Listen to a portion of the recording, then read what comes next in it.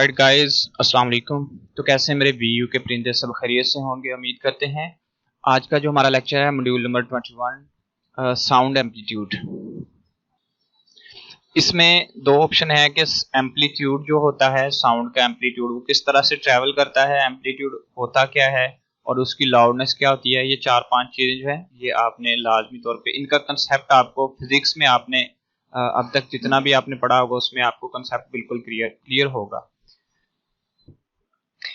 Telephone communication system के लिए जो साउंड की ट्रैवलिंग करने की जो रफ्तार होती है वो कहता है 8000 सैंपल्स पर सेकंड। एक सेकंड में, ये आपका क्विज है, एक सेकंड में 8000 सैंपल जो हैं एक सेकंड में वो ट्रैवल करता है, इतनी डिस्टेंस को कवर करता है फॉर अ लॉन्ग डिस्टेंस। और लॉन्ग डिस्टेंस के लिए किसके लिए? टेली कम्युनिकेशन सिस्टम के लिए आपका क्विज है। उसके बाद कहता है how data communication take place. कहता है वो कि कहता है एट द वन एंड, एक एंड पे, यानी कि ऐसे ऐसे ये वाला एक एंड समझ लो, इस एंड पे कहता है at the one and it stores amplitude numeric value. मतलब जो एम्पलीट्यूड की न्यूमेरिक वैल्यू होती है ना, जैसे ये 3 पॉइंट 4 पॉइंट, इस तरह से कहता है न्यूमेरिक वैल्यू ये एक एंड पे स्टोर कर लेता है for each 8000 of the second. 8000 of the second में ये न्यूमेरिक वैल्यू को दूसरे एंड पे, दूसरे सिरे पे ये कहता है क्या कर लेता है, इसको कहता है वो स्टोर कर लेता है। ट्रांसमिटेड ओवर द नेटवर्क, और ये नेटवर्किंग, जैसे कि नेटवर्किंग नहीं होती मोबाइल नेटवर्क, इस सूरत में ये ट्रांसमिट करता है, ये नेटवर्क ट्रेवल करता है। कहता है receive on the other and, एक सिरे पे इसने सारा वो स्टोर किया, फिर उसके बाद कहता है receive on the other and the sound is produce using amplitude. अब जिस एंड पे इसने सारा कुछ जमा किया है, स्टोर किया है, उस पर कहता है ये फिर अपना शोर, अपना साउंड प्रोड्यूस करता है उस जो जमा किया हुआ एम्पलीट्यूड को यूज करते हुए। ठीक है, उसके बाद ये आपका क्विज था, कोई डेफिनेशन नहीं थी। इसमें वो कहता है कि how long we should take sample depend on the, मतलब हाउ लॉन्ग, कहां तक, we should take sample depend on how accurate and high definition sound recording required. जो साउंड की हम रिकॉर्डिंग करते हैं ना, वो कहता है कितनी दूर तक हम इसको रिकॉर्ड कर सकते हैं, कितना अच्छा रिकॉर्ड कर सकते हैं और कितना ठीक रिकॉर्ड कर सकते हैं। उसके मतलब वो कह रहा है कि अब इसके सैंपल इंटरवल्स की बात करते हैं। यहां पे वो कहता है कि 8000 इज नॉट इनफ, मतलब क्या इनफ, ये बात आपने ये वाली रीड किया कि 8000 ऑफ अ सेकंड, एक सेकंड में, लेकिन कहता है 8000 is not enough for high Fidelity music recording. कहता है जो हाई अच्छे वाले म्यूजिक रिकॉर्डिंग होती है ना, उनमें कहता है 8000 कहता है काफी नहीं है। उसके बाद वो नीचे कहता है 44 या 100 सैंपल्स पर सेकंड कहता है are the recorded in the today CD. CD में कहता है आजकल ये रिकॉर्ड हो रहा है, ये आपका क्विज है। उसके बाद कहता है data from the each sample is recorded, हर कहता है डाटा जो रिकॉर्ड किया जाता है हर सैंपल में इन द 16 बिट 32 बिट, मतलब ये विंडो का ऑपरेटिंग सिस्टम होता है। ठीक है, और कहता है बिट फॉर स्टीरो। अब ये स्टीरो क्या होता है? ये हैंड फ्री आपने कभी खरीदी हो तो उसमें स्टीरो साउंड होता है और मोनो साउंड होता है। वो सीन कुछ इस तरह से होते हैं कि आप अगर कानों में हैंड फ्री लगाते हैं ना, तो राइट कान में अलग से आपका साउंड होता है और लेफ्ट में, और अक्सर साउंड ऐसे होता है पहले राइट लेफ्ट, उसको स्टीरो साउंड कहते हैं। हैंड फ्री में ये कुछ होती हैं क्वालिटीज, बड़ा मजा आता है साउंड का। उसके बाद कहता है ये कुछ 32 मल्टीप्लाई 44 100 मिलियंस बिट्स सेकेंड। ठीक है, उसके बाद कहता है अल्टरनेटिव मेथड MIDI। MIDI ये इसका एब्रीवेशन है, MIDI। ये आपका बहुत इंपॉर्टेंट क्विज है, म्यूजिकल इंस्ट्रूमेंट डिजिटल इंटरफेस। ये वो आपको देकर बोलेगा ये किसका एब्रीवेशन है। ठीक है, उसके बाद कहता है कि used in music synthesis found in electronic keyboard. ये वो एक पियानो किस्म का नहीं होता जैसे, ये वो कहता है वो वाले साउंड उनका इस्तेमाल बता रहा है। ये जो कीबोर्ड होते हैं, ये कीबोर्ड करते क्या, ये कहता है ये encode directions for the producing music. ये म्यूजिक को प्रोड्यूस करने के लिए डायरेक्शन प्रोवाइड करते हैं रेदर देन द स्टोरिंग। ये म्यूजिक को अपने तौर पे सेव करने के साथ साथ उसकी डायरेक्शन भी प्रोवाइड करते हैं। ये भी आपका इंपॉर्टेंट क्विज है। उसके बाद कहता है 2 second sound can be stored in 3 bytes. 2 second वाला जो साउंड होता है वो 3 bytes rather than 2 million bytes, वो 3 बाइट्स में सेव किया जा सकता है बजाय इसके कि 2 मिलियन बिट्स में इसको स्टोर किया जाए। ठीक है, उसके बाद इन कोडिंग शीट्स म्यूजिक। मतलब ये म्यूजिक की काफी सारी आगे टाइप्स हैं, उसके इंस्ट्रूमेंट्स हैं, ये उसके क्या कहते हैं हथियार लगा लो, दिन ब दिन अच्छी चीजें आती जा रही हैं। Sheet music read by the performer rather than the performance itself. कहता है वो कि कहता है जो रीड करता है ना परफॉर्मर, जिसने परफॉर्मेंस देनी होती है, जो बंदा आता है परफॉर्मर जो जिसने परफॉर्मेंस करनी होती है, कहता है वो इसको रीड कर सकता है rather than the performance itself.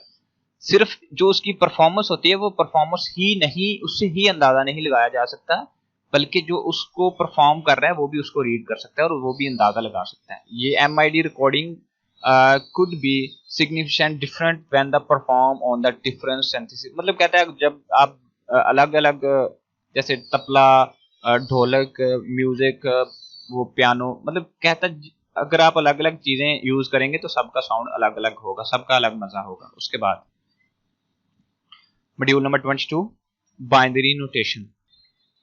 यहाँ पे वो कहता है पावर मेथड। पावर मेथड क्या होता है? सबसे पहले कहता है to understand binary notation first recall decimal number. सबसे पहले कहता है डेसिमल नंबर को, उसने मिसाल दी 375 represent of the 375 in decimal system. Decimal system क्या होता है? अब जो आपका 735 है ना, 375 जो आपका है, इसको उसने पहले ना डेसिमल सिस्टम में लिखा। डेसिमल सिस्टम क्या होता है? अगर उर्दू मीडियम में आपने कभी पढ़ा था तो आपने पढ़ा होगा इकाई, दहाई, सैकड़ा, और अगर आपने इंग्लिश मीडियम में पढ़ा होगा तो आपने यूनिट्स, टेंस और हंड्रेड्स पढ़ा होगा। ठीक है, यानी कि ये फर्स्ट यूनिट्स, ये टेंस और ये हंड्रेड, यानी कि सबसे पहले 5, ये 5 वाला फिगर है, और ये 75 यानी कि 10 वाला फिगर है ना, 70 के साथ 5 आता है, फिर 75 यानी कि 10 वाला फिगर है। उसके बाद ये 100 वाला फिगर है 375। इसमें उसने बता दिया है कि यूनिट्स वाला जो होता है वो 10 की पावर 0 होता है यानी 1, और जो 10 की पावर 1 होती है वो 10 यानी कि टेंस वाला फिगर, और 10 की पावर जो 2 होती है वो 100 वाला फिगर होता है। ये होता है डेसिमल को उसने ये सेंटर में बताया कि बाइनरी नोटेशन में। उसके बाद ये क्या कहता है? कहता है in each of the position we can any number from 0 to 10। मतलब कहता है कि हम जब डेसिमल में बात करते हैं तो 0 से 10 में जाते हैं, जब बाइनरी में बात करने तो बाइनरी में 0 और 1, क्योंकि बाइनरी सिर्फ 2 को कहते हैं और 2 में सिर्फ 0 और 1, और कंप्यूटर बात भी 0 और 1 की ही समझता है। However, in the binary system, we can use the only 0 or 1 at the each position, her position में, and from right side it represent 2 की पावर 0। ठीक है, और ये राइट साइड में कहता है 2 की पावर 0 से रिप्रेजेंट कर रहा हूं यहाँ पे, ऑनवर्ड एंड आगे आगे चलते जाते हैं। उसके बाद उसने यहाँ नीचे टेबल में कंफर्म किया है एक्सप्लेन। इसमें उसने कुछ इस तरह से एक्सप्लेन किया, बात को समझिएगा। सबसे पहले ऊपर वाली लाइन को समझ लो, सिर्फ ऊपर वाली लाइन को, दूसरी कोई लाइन देखनी नहीं है आपने। ऊपर वाली लाइन में क्या किया उसने, सब बॉक्स में लिखा 2 2 2 2 लिखता गया, 2 2 लिखता गया। ठीक है, क्योंकि बाइनरी नोटेशन है ना, 2 वाली नोटेशन 2 2 लिखती है। फिर सबसे पहले उसने 2 की पावर 0, 2 की पावर 1, 2 3 4 पावर लिखता गया है, 7 तक पावर लिखती है। अब जब 2 की पावर 0 लिखी है तो 0 कुछ भी नहीं होता, तो ये 1 हो जाती है, टोटल वैल्यू 1 हो गया। 2 की पावर 1 लिखी है 2 हो गया, 2 की पावर 2 लिखी है 4 हो गया, और ये करता जा रहा है। 2 की पावर 4 लिखी है 16, और 2 की पावर 5 लिखी है और 32 और 64 और 20, और ये 2 की पावर 7 लिखी है, अगर 2 की पावर 8 लिख दो, ठीक है, और 255 हो जाएगा। ठीक है, ऐसे इंक्रीज करते जाओ बात को। ये 2 लाइंस आपकी क्लियर हो गई हैं। ठीक है, ये 2 लाइंस आपकी क्लियर हो गई हैं। उसके बाद नीचे क्या किया सीन उसने, अगर वो कहता है कि हम यहाँ पे करते हैं किसी एक, ये नीचे वाली वैल्यू एक अलग वैल्यू को लिखा है, ये यहाँ पे मेंशन क्या है, सीन इस तरह से है। अगर वो कहता है, फर्ज कर लो वो कहता है कि आप 256 को रिप्रेजेंट करो। पहले इसको समझो, कहता है if we want to represent 255 को आप रिप्रेजेंट करना चाहते हो, तो 255 को आपने रिप्रेजेंट करना है, तो वो आपका ये 128 नहीं, आगे 255 वाले बॉक्स में आएगा। तो उसने क्या किया है, 255 वाला बॉक्स जो है वो कब बनेगा, यानी कि यहाँ पे वो आ रहा है 255, तो 128 प्लस 64 प्लस 32 और ये सारे जमा करता आ रहा है, और ये देखो उसने नीचे जमा कर दिया। ठीक है, तो 256 जब यहाँ पे आएगा, यानी कि अगर 128 बनाना हो तो उसके लिए 64 प्लस 32 प्लस ये जमा होते आएंगे। ठीक है, इसी तरह ये बनाना है तो ये पीछे वाले जमा होते, यहाँ पे उसने सिर्फ ये बात रिप्रेजेंट की हुई है। उसके बाद अगर अगर इसको आप बाइनरी में लिखना हो तो बाइनरी वाला सिस्टम ये होता है, ये वाला सिस्टम बाइनरी का होता है। तो अगर हमने इसको बाइनरी में कन्वर्ट करना है तो उसके लिए अगर आपने उर्दू मीडियम में पढ़ा तो जो कल का जो मेथड था आपने वो पढ़ा होगा, ये वो वाला मेथड होता है रिमाइंडर का, इंग्लिश मीडियम वालों ने पढ़ा होगा। वो कैसे आते हैं, यहाँ पे हम लिखेंगे 55 और यहाँ पे 2 से डिवाइड करेंगे, जो रिमाइंडर बचेगा आगे लिखते हैं। जैसे कि ये एक छोटी सी एग्जांपल है, उसने ये यहाँ पे क्लियर भी किया हुआ है, ये पुट आउट किया है, ये देखिए एक तस्वीर ऐड की है। क्या सीन है, अगर 13 का रिमाइंडर निकालना है, ठीक है, किसका 13 का, ये थोड़ी सी मैंने लिखा है ड्राइंग में, थोड़ा सा गंदा है। 13 लिखा है, 2 पे इसको डिवाइड करो, बाइनरी का टेबल करना है ना, 2 पे करो, 2 को 2 6 दा 12, लेकिन यहाँ पे 13 है, एक पीछे रह गया रिमाइंडर, वो यहाँ पे लिख दिया सामने वाले बॉक्स में। अब पीछे 6 है, 6 को कर दो 2 3 दा 6, 2 3 दा 6, यहाँ पे 1 नहीं आएगा क्योंकि बराबर है, यहाँ पे 0 आना था, सॉरी मैंने गलत लिख दिया। उसके बाद यहाँ पे 3 आ गया है, तो उसके बाद 2 1 दा 2 और पीछे 1 बचा और ये 1 सामने आना था, ठीक है, और ये 1 यहाँ पे आ जाना। ये मैंने गलत लिखा है, मुझसे मिस्टेक हुई है, आपने इसको गौर कर लेना है। इसी तरह आपको ये पता होगा, फिर आपने इन नंबरों को ऐसे तरतीब से लेफ्ट साइड से स्टार्ट कर देना है, और ये लिख दिया, ये बाइनरी बन गया 13 का। इसी तरह इसको भी आप बना के देखेंगे। उसके बाद ये आगे आगे लेक्चर जब आते जाएंगे ना, आपका फाइनल टर्म में ये बहुत ज्यादा पोर्शन दिया। ये देखो उसने यहाँ पे करके भी दिया रिमाइंडर का, यानी कि सबसे पहले उसने 13 को किया, 2 6 दा 13। अच्छा, ये वही मेथड है जो ऊपर मेथड किया ना, ये वही मेथड है, मैंने थोड़ा सा सिंपल किया था, उसने ये किया 2 13 दा 2 6 दा 13, ठीक है। तो पीछे एक रिमाइंडर आ गया, वो रिमाइंडर सबसे राइट साइड पे लिख देना आपने, यानी कि हमने जब लेफ्ट साइड से ये चीज लेफ्ट साइड से स्टार्ट करनी है ना, तो उसने उसको पहले ही आगे जाके एंड पे लिख दिया है। उसके बाद उसने पीछे 6 आ गया, 6 को किया 2 3 दा 6, रिमाइंडर 0 बचा, फिर 1 बचा, और फिर इसी तरह इसको ऊपर से लेफ्ट साइड से, आप ऊपर से लिखो तो लेफ्ट साइड से लिखना शुरू कर देना है, 1 फिर ये 1 फिर ये वाला 0 और फिर ये वाला। और अगर आप राइट साइड से लिखना शुरू करें तो फिर नीचे से ऊपर को जाते जाइएगा, ठीक है। दिस इज वेरी, अगर फर्ज करो मैं एक छोटी सी एग्जांपल कर देता हूं आपके लिए।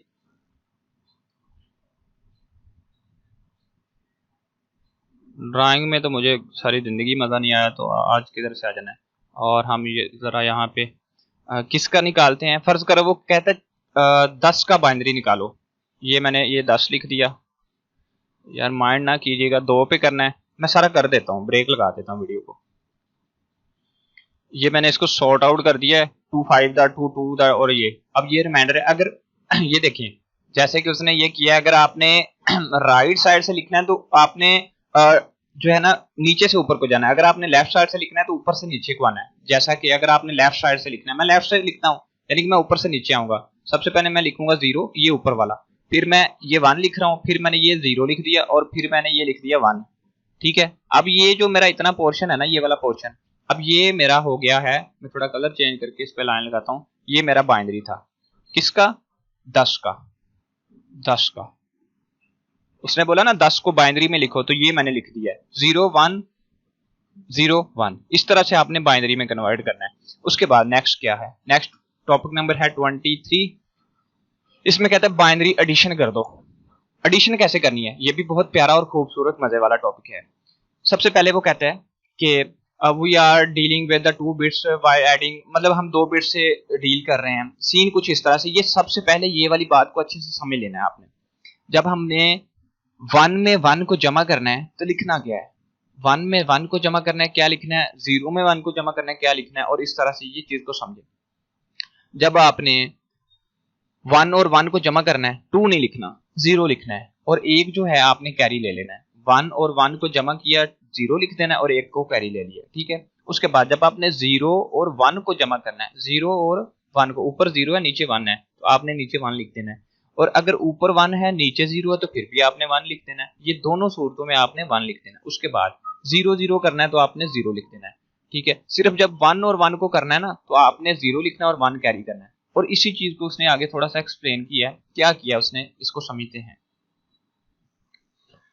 यहाँ पे देखिएगा, यहाँ पे कोई पेंसिल तो है नहीं है मेरे पास। अच्छा, तो यहाँ पे उसने क्या किया है, ये सबसे ऊपर उसने बताने के लिए, ये फर्स्ट लाइन सिर्फ हमें बताने के लिए है, ये वाली जो फर्स्ट लाइन है हमें बताने के लिए है, और उसके बाद जो ये वाली लाइन है ये भी हमें बताने के लिए है कि बाइनरी पैटर्न ये होता है। यहाँ पे अब वो क्या कह रहा है, 58 को और 27 को कहता है जमा करो, और उसके बाद कहता है उसको 85 में जमा करो। किया क्या है उसने, बाइनरी में पहले कन्वर्ट कर दिया है, ठीक है, बाइनरी में कन्वर्ट कर दिया, ठीक है।